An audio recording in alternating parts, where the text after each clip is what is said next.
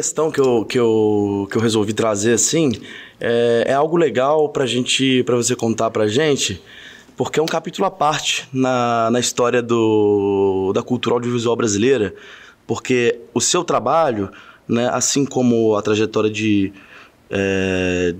do Lincoln, de uma maneira diferente, o Lincoln Pericles, né, que é seu amigo, né, colega, e na crítica de cinema, a trajetória de Francis Wagner dos Reis, né, são trajetórias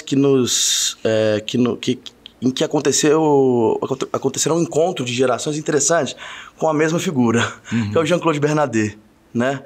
E talvez os seus filmes, né, talvez você uma pessoa que mais teve uma relação assim muito direta, talvez, né, com o Jean-Claude e que fez uma parceria em que ele pôde se experimentar e se reinventar como ator, né? Eu queria que você contasse um pouco, né, como foi esse encontro, essa troca, né, porque realmente é um momento da vida e da trajetória e do trabalho do Jean-Claude em que ele, de forma surpreendente, mas talvez não tão surpreendente para quem conhece ele, né, ele se abriu para novas gerações e fez coisas muito diferentes do que ele fazia até então. Sim. Né? Minha primeira relação com o Jean-Claude é como vizinho, né, que eu fui morador do Copan há 12 anos. É ali que a gente se encontra. Nos primeiros contatos, eu nunca tive interesse nele como um museu, sabe? A história viva do cinema brasileiro. E ele repele muito isso, né? E tem gente que procura ele para falar do passado. Ele não tem interesse. Tanto, diga-se de passagem, o óbvio é que tipo, com as pessoas que ele se relaciona, né? Ele está sempre em contato com o aqui e agora, com as pessoas que estão no movimento, né? Conectados com o seu próprio tempo, né? Isso para mim é muito importante, para ele também. Esses destempos acho que no Fórum Doc, o Lincoln e o Jean-Claude estavam lá e o Lincoln inventou uma história toda de como conheceu o Jean-Claude. E não é que é mentira, assim, é que as pessoas, né? Acho que o Jean-Claude ele tem uma necessidade também de se conectar com a periferia, então o pobre da vez que ele vai se conectar para estar na quebrada. Isso é uma coisa boa que eu estou falando, sabe? Para ele sair do centro e para a periferia, essa relação, isso sempre fez parte da história dele, né? O diálogo que ele tem com vários realizadores. Mas aí eu me lembro... eu falei ele falou, não, eu preciso de alguém do Capão porque eu vou fazer o filme. Primeiro que a ideia do filme foi minha, que ele fez com o Safatli. Para mim era um filme, o Vladimir Safatli parece ele. E aí a única imagem que eu tive sempre foi o Jean-Claude tá quase um moribundo na cama e o Safatli toca Chopin. O Safatli é um pianista virtuoso. E aí entrou o Rubens Revold e de repente eram 4 diretores. Na primeira reunião a gente estava na casa dele e eu olhei e falei, muita gente da USP, não vai dar certo, eu pulei fora. E aí eles fizeram um filme, né? Acho que você sabe qual é o filme, né? Sim. E aí eles precisavam de alguém no Capão, aí eu apresentei o Lincoln para ele. Aí eles ficaram super amigos, fizeram coisa juntos, brigavam, voltavam, a mesma coisa. O Francis falava muito mal do Jean-Claude como a crítica velha. Não é falava mal, assim, tinha um respeito, conhecia o trabalho, mas não tinha essa reverência, né? E era meio... E aí eu falei, você está enganado, o dia que vocês se conhecerem...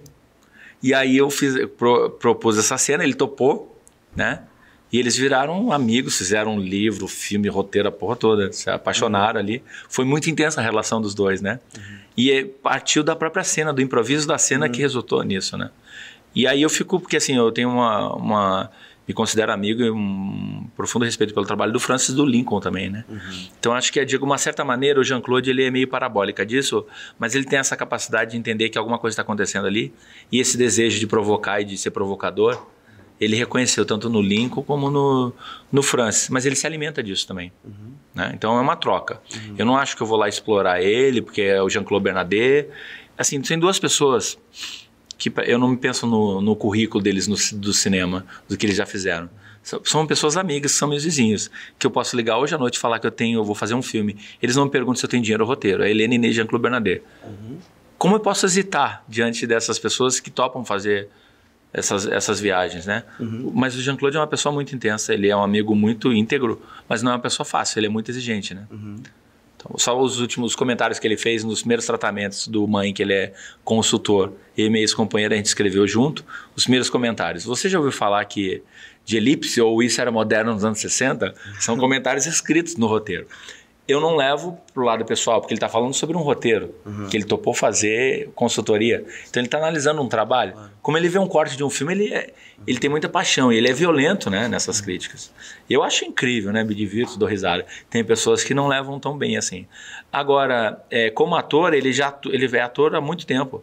No Ladrões de Cinema, ele atua. Uns curtas na ECA, ele fez vários trabalhos. Mas ele participa de vários filmes. O Ladrões de Cinema é do...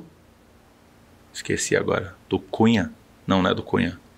Puxa, eu vi esse filme outro dia. Eu vou lembrar daqui a pouco. Mas ele é um dos primeiros filmes que eu vi dele, que ele participa como ator. Mas ele atua muito. E ele se acha um grande ator. Eu não acho que ele é. E ele tem aquele sotaque franco-belga, não sei. Mas ele tem uma coisa que é a presença física dele. Isso pra mim é... Não tem bom e mau ator. Tem bom e mau diretor. Quando eu chamei ele para fazer o Fome, ele falou, mas você quer que eu represente? Eu falei, eu não quero que você represente nada. Mas eu não pareço um morador em situação de rua. Eu falei, eu não quero que você pareça isso também. Ele falou, eu vou pensar. Aí no outro dia ele falou, eu não sou um ator, eu sou um bailarino.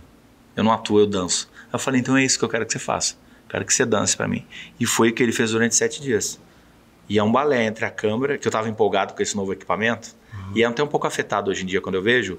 Porque você tem o estabilizador ali, né? Sim. Sabe pobre, quando o cineasta pobre que pega brinquedo gringo, e aí o brinquedo é mais importante que o discurso até. Mas foi divertido fazer o filme, sabe? E ele, assim, ele é uma pessoa muito crítica em relação ao trabalho, ao filme, à proposta, ao roteiro. Mas quando eu vou dar o ação, é o ator mais disciplinado que eu conheço, sabe? Eu me lembro quando a gente lançou o Hamlet, que é um filme que, assim, foi muito criticado. Eu tive a pachorra de adaptar a tragédia de Hamlet para São Paulo.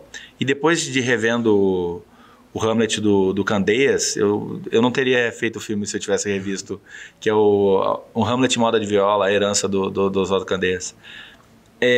A gente foi lançar o filme no Festival do Rio, foi um fracasso retumbante, assim, num shopping, tapete vermelho, não tinha ninguém, só jornalistas perguntando o nome dos atores, e aí a gente conseguiu uma permuta numa cantina, foram todos os atores que foram de busão, compramos uns vinhos, fomos fazer um brinde. Eu falei, seu Jean-Claude, faça o brinde. Aí ele levanta a taça e fala, um brinde ao nosso grande fracasso. Os atores levantaram putz e foram pro banheiro. Não sei, são muitas anedotas, mas eu posso dizer que, antes de mais nada, ele é meu amigo, né? E toda semana a gente se encontra e conversa sobre N coisas, né? Eu levo um pão para ele que ele reclama que às vezes está duro. Mas é isso. Antes de ser o Jean-Claude Bernardet crítico, pensador, que faz parte da história do cinema brasileiro, é um amigo que eu tenho, que a gente era vizinho e continua sendo vizinho.